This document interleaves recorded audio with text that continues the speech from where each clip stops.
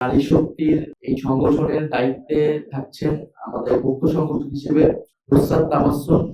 উনি জুলাই গণঅভ্যুত্থানের অন্যতম ফেস, আমাদের যিনি সময় নির্যাতিত হয়েছিলেন একজন পক্ষে অংশগ্রহণ করার জন্য এবং পরবর্তীতে জাতীয় নাগরিক পার্টিতে গুরুত্বপূর্ণ ভূমিকা রেখে এসেছে।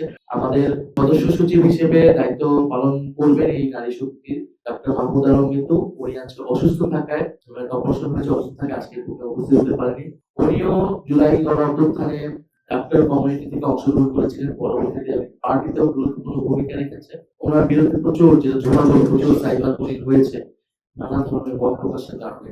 আমাদের জাতীয় নারী শক্তির আহ্বায়ক হিসেবে দায়িত্ব পালন করবেন মনিরা শারমিন। উনি জাতীয় নাগরিক পার্টির যুগ্ম আহ্বায়ক, আমাদের সংস্কার কমিশনে উনি কাজ করেছেন।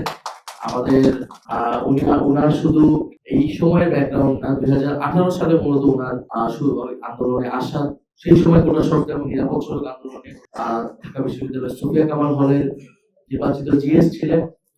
ফলে আমাদের জাতীয় নাগরিক পার্টি সহ আমাদের যুব শক্তি এবং এর বাইরে সংগঠনের বাইরেও যারা যে সকল নারীরা রয়েছেন তারা এই জাতীয় নারী শক্তির সাথে যুক্ত হবেন। তারা অতি শীঘ্রই পূর্ণাঙ্গ কমিটি করবেন এবং নারী শক্তির যে ঘোষণাপত্র এবং লক্ষ্য উদ্দেশ্য, সেই গঠনতন্ত্র, সেটা প্রণয়নে ওনারা কাজ করবেন এবং সারা দেশে নারীদেরকে সংগঠিত রাখবেন।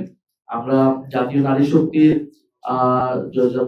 জন্য শুভেচ্ছা রাখছি। জাতীয় নারী শক্তি যাতে বাংলাদেশে নারীদের পক্ষে একটা শক্ত অবস্থান, শক্ত লড়াই তৈরি করতে এবং নারীদের বিশেষত কারেন্ট ইস্যুগুলো যেগুলো আছে, সাইবার বুলিং এবং নারীর প্রতি সহিংসতা, এটার প্রতিরোধে তারা যাতে একটা দৃঢ় অবস্থান রাখতে পারে। আমাদের মা বোনরা যারা জুলাই গণঅভ্যুত্থান এই নির্বাচনে অংশগ্রহণ করেছিল, তাদের পাশে দাঁড়ানো, তাদের পক্ষে কথা বলা, তাদের নিরাপত্তা নিশ্চিত করা, এটা আমাদের প্রত্যেকেরই দায়িত্ব। আজকে আবারও আন্তর্জাতিক নারী দিবস উপলক্ষে সবাইকে শুভেচ্ছা জানাচ্ছি।